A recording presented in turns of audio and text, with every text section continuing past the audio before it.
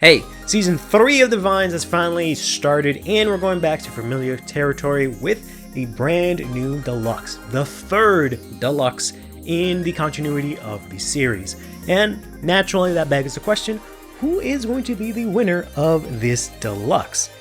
Or, even more so before that, who's actually going to make it out of the group stages? We've seen the fighters from Group A, Group B, and Group C, with Group D being determined later on.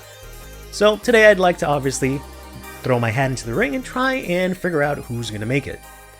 Kinda.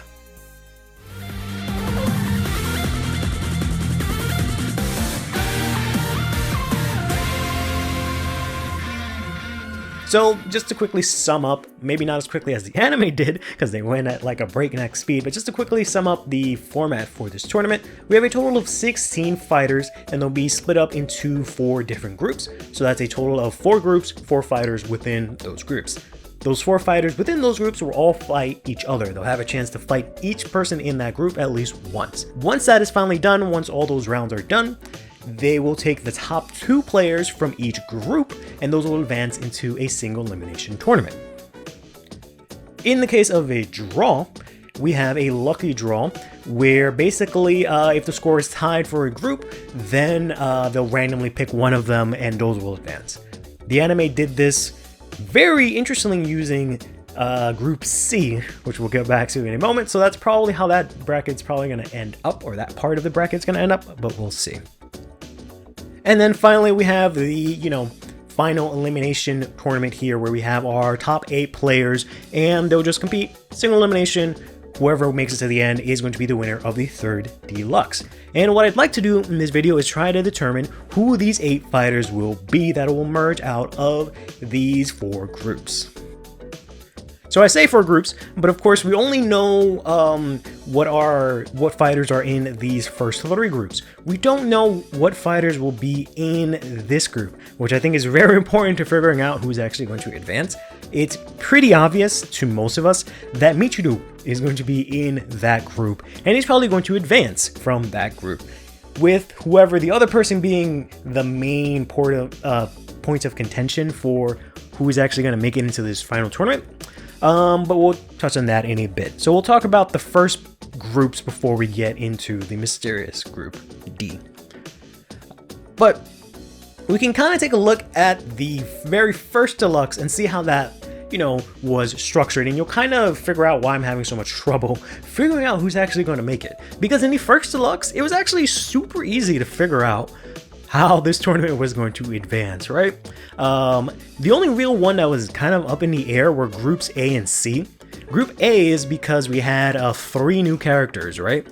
Or I should say we had 2 new characters and 1 main character, and only 2 of them can advance. So it was kind of questionable who was going to make it. And we have a similar situation, and basically the same exact situation actually. So we'll get back to that in a bit. But what ended up happening is that the brand new character ended up losing, right? And then Raika and Yu went on through, with this fella not making it through. In Group B, it was pretty easy because we made up these brand new 2 characters, unfortunately playing Eugene and Barrow. They go ahead and lose, and we have ourselves Mire and Urura making it through. Group C is kind of the reverse of A, where we know Toya was going to make it, and he did. But then we had these 3 essentially jobbers that we had no idea which one of them was going to make it. But it ended up being the Lyrical girl lost because Lyrical didn't exist at this time, and then the Flagberg guy lost because it's Flagberg, and Heroes managed to make it through, I guess because he has the new deck, right? And then Group D, it was pretty obvious that Michiru was going to advance, and we were pretty sure that Tomari was just going to end up casting or shoutcasting the tournament, so she wasn't going to make it. And then that leaves us between Megumi and Haruka. Haruka isn't going to go anywhere because Gravidia is, shadow banned from that one time the deck was good. So we were left with just Megumi and Michiru to pass on through. And at first glance, you can kind of tell this really easily. And especially as the tournament actually went on, right? We kind of easily knew what was going to happen. But they've actually done a much better job this time around. So while we try to figure out who is going to make it of these top 2 here, we have ourselves here Group A. So this is the first group. And we've already seen one of these fights so far, as of the point of recording this, where we've seen Mide beat GUI here, right? Pretty much we're sure that GUI is not gonna make it, right? And the reason I say that is you have to put two things into consideration. A lot of people, when they look at these types of arcs in an anime, they try to do like the power scaling argument or something like that, or something of that sort, where like, oh, this deck is better than this deck, this player is better than this player, whatever. None of that matters, right? This is an anime. None of that shit really matters. What matters is the story that can be told, right? That's the key part that you have to keep in mind. What deck is better than the other deck, that really is irrelevant for the most part, right? That does not matter in this anime world. What does matter is selling product. So we know that set 7 featured both the Surfo Seed, or whatever the hell the tree is called, the new tree, and the new buff Sagra, right? So we know it features that. They'll probably get support in set 7, which will presumably cover the rest of the half of Deluxe, but they're not really featured in that set. So a lot of people think that, but what's basically is going to happen is that GUI and Mide are going to lose. I can agree that GUI is definitely going to lose, right? I don't see him going anywhere. There's really no story for him to tell, specifically in the Deluxe right now. Whereas like Mide, there is a lot of things that you could do with Mide as a character.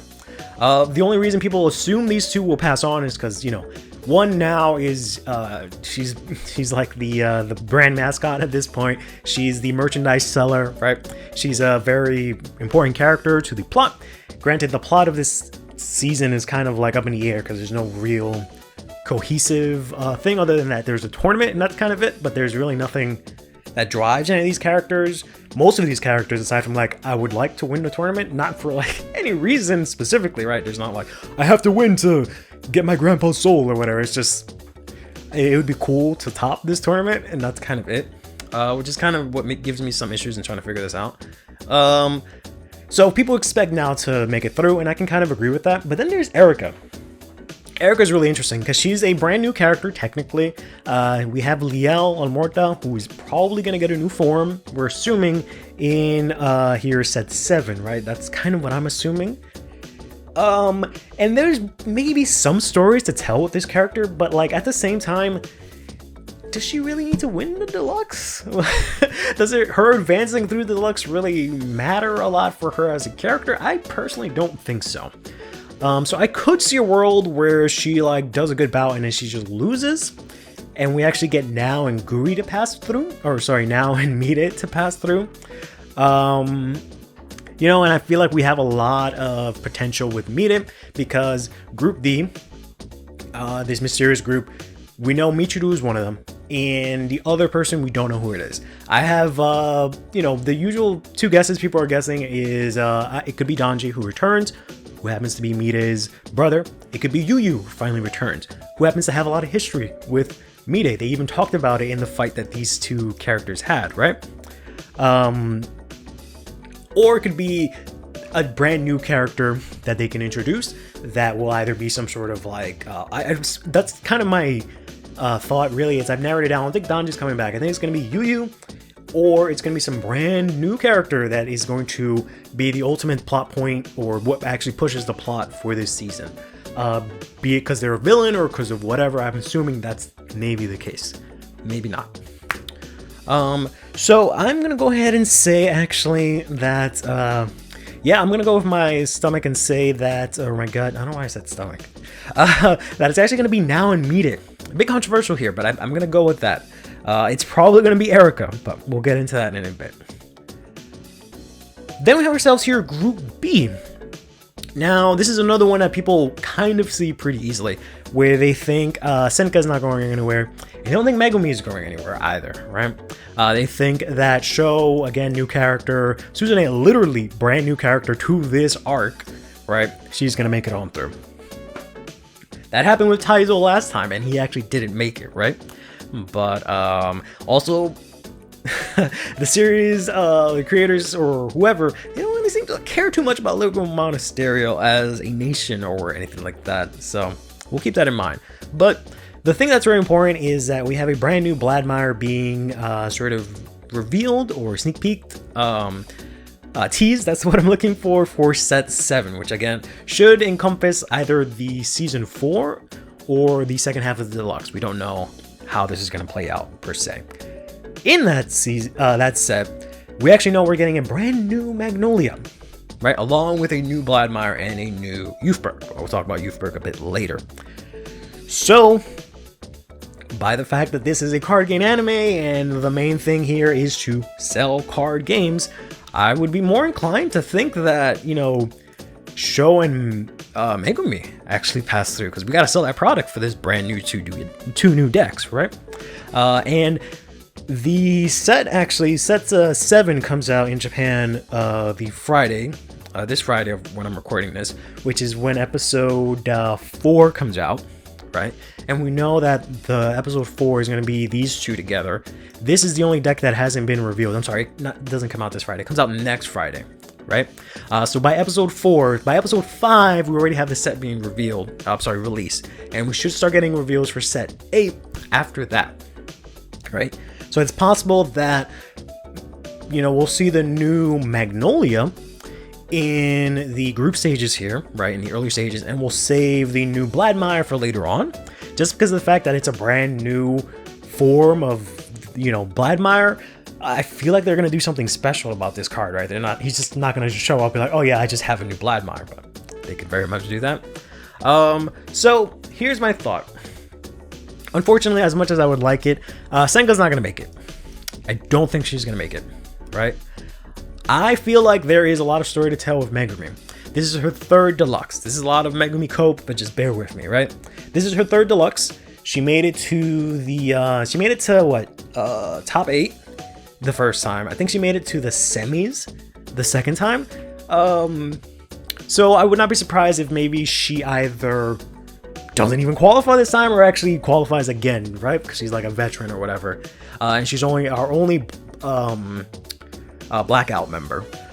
There is some talks about an original member or original leader of Blackout, right? Megumi's currently, I think, the 5th one, because they did that whole weird magical chairs thing, or musical chairs thing, where it was Danji, who then gave it to Toya, who then gave it to Yuyu, who then gave it to Megumi.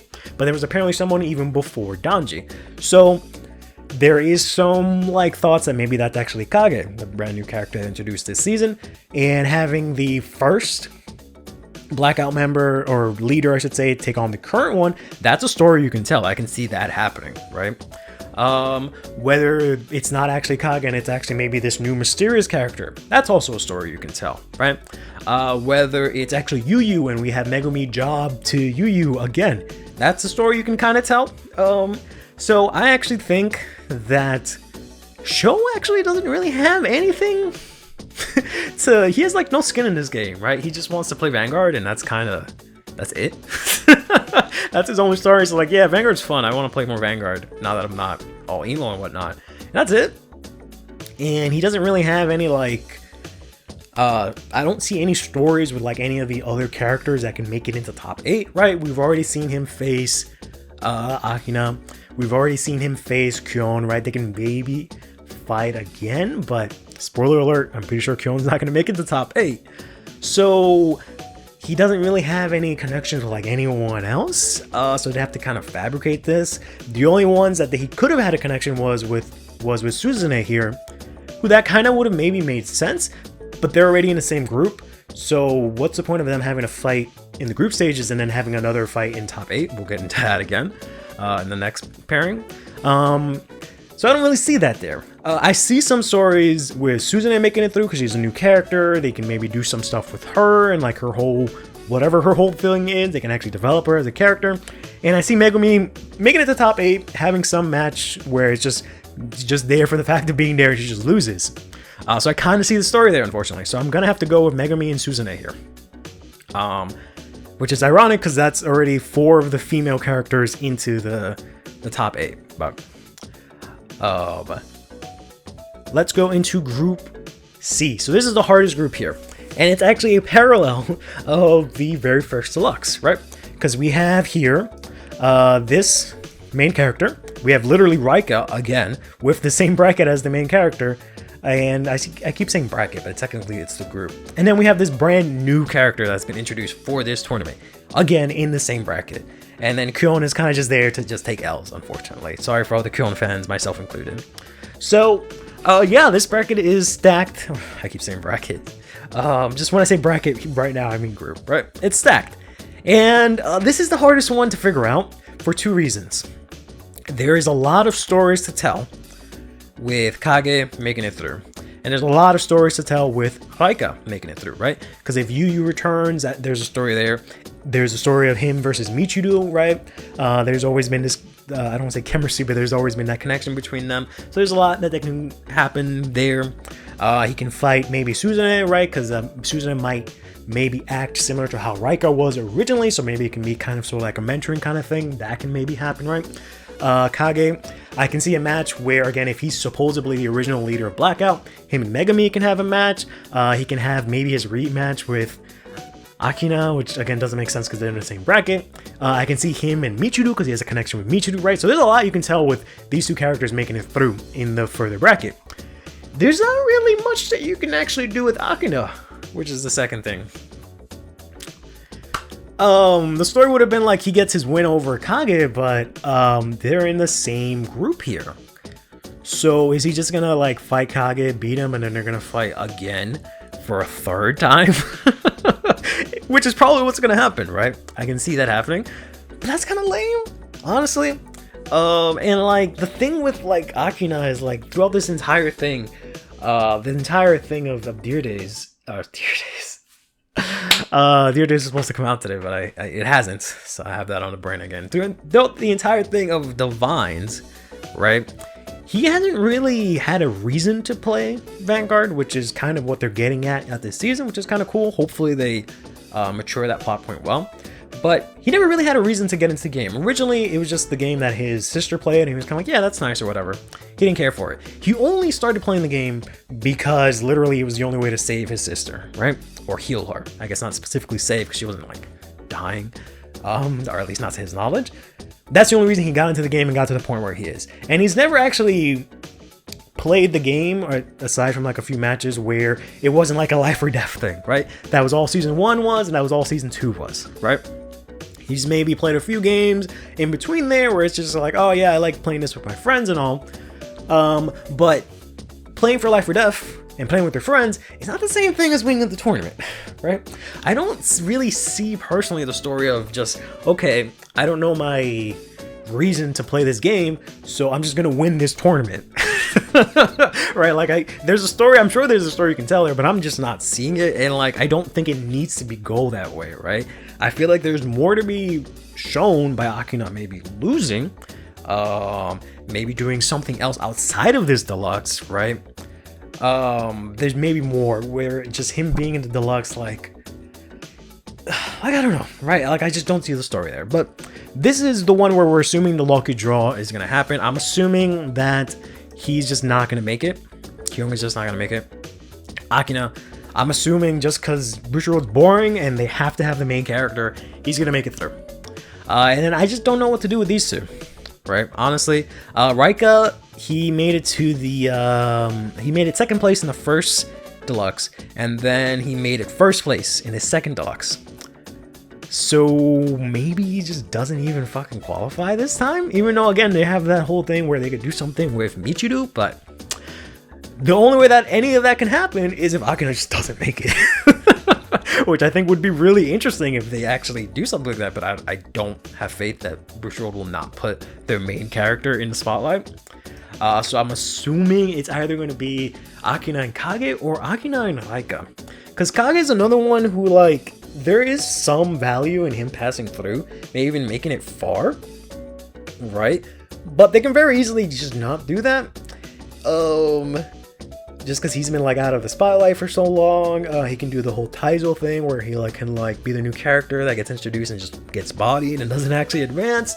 Raika has like the seniority, right? There's a lot of interesting stories. Again, he can fight Suzune, he can fight Yu if he comes back, he can fight Michiru finally, we can see that. I feel like that's really a big one, right? I feel like they're really gonna press that this season. So I actually think that's gonna be this, right? I think it's gonna be these 2 that pass on. I think these 3 will have a tie score, or these 2 will have a tie score, and then Akina just Divine, Miracle, Raziel, main character, gets put through. I feel like it should be Kage and Raika. I feel like that gives you the most interesting story to tell, and it gives you room for Akina to develop other than just like, I'm main character, I win. Right? He gets to actually develop outside of just, I'm main character, I win. That's what I do. He gets to do and develop in some other way outside of just winning all the time. But I feel like they're just gonna go the safe route, and it's gonna be these two, right? And it's really hard to tell because, you know, Raika and Michiru, they're both getting support in set 7, so it kind of makes sense to see them further on. But maybe we'll already see that support. I'm sorry, not set 7, set 8. Maybe we'll see that support early, right? And then that's why Raika loses, but I don't know. And that's kind of why I said at the beginning of this, maybe figure it out, because I just can't really fathom exactly how this is going to go through. And that all really hinges on who this other person from Group D is, right? So let's just say, this is Megumi. This is Kage. No. Yeah, let's just say that. Let's just say Kage goes through. I don't know. Let's say this is Yu. This is Mide. Right. We'll put Meg. We'll put Kage here. We'll put Yu here, right? We can get that rematch. We can put Michiru here. We can put Now here. And she can fight, who's even left? Oh, right, Suzune, right? She can fight Suzune. And then Michiru can fight maybe Akina. That doesn't really make sense to me, right? So yeah, it's just really hard to like figure it out because, like I said, there's a lot of stories. I can see the story here. I can see him then fighting Michiru. I can see the story between them fighting each other, right? Master and disciple again. I can see that happening. Paralleling Akina and Nao's relationship. I can see Yu having some fun matches against Mide again, against Raika again, against Kage, against Megumi, right? Like we can do a lot with just Yu being here. I can see Akina fighting who? Right, he's already fought Now, literally the last season and the season before that. He literally fought Kage this season. He's gonna fight him again this season, right?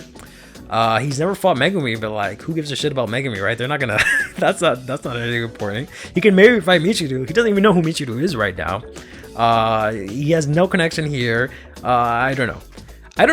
The only thing I see, right, is there being a finale where it's Yu versus Akina, right? Just because like it's main character versus main character, but also it parallels the ending of Yu-Gi-Oh! GX, which I think would be really funny because it's, you know, previous main character versus the new main character, and Akina is kind of having that same kind of moment that Judai was having, where he was just like, he spent all this time, he used to love dueling, and then fucking he had to do it for the sake of just saving the world. So he's kind of just like, maybe I don't like this shit because I'm just doing it to save the world all the time, right? And he's kind of like lost that joy. So it kind of parallels Akina's quest this season, where it's kind of like trying to find his reason or whatever to play Vanguard. And I feel like Yu can like maybe provide a lot of light because they have like similar experiences, right? Having to save the world and all that jazz. And Yu definitely enjoyed, like we saw Yu more get into the game because he enjoyed it initially, and then the other stuff happened to him, where like Akina was kind of the reverse. So there's a lot you can tell there. So I'm assuming this is the finale. How we get there, I don't know. The more cooler one would have been something if it's like Michiru versus Kage, right? Because these are like two of the quote-unquote best fighters in the whole series or whatever, minus main characters. And that would be kind of cool if we just get two completely different characters. Akina does his development somewhere else, and we get like this banger of a finale with someone else. And like Michiru, he didn't get to fight in like season 2. He got robbed of season 1 because he was sick, couldn't pay our voice actor, etc. So him getting finally that win, being this like amazing fighter, that will actually make him the amazing fighter that he is, right?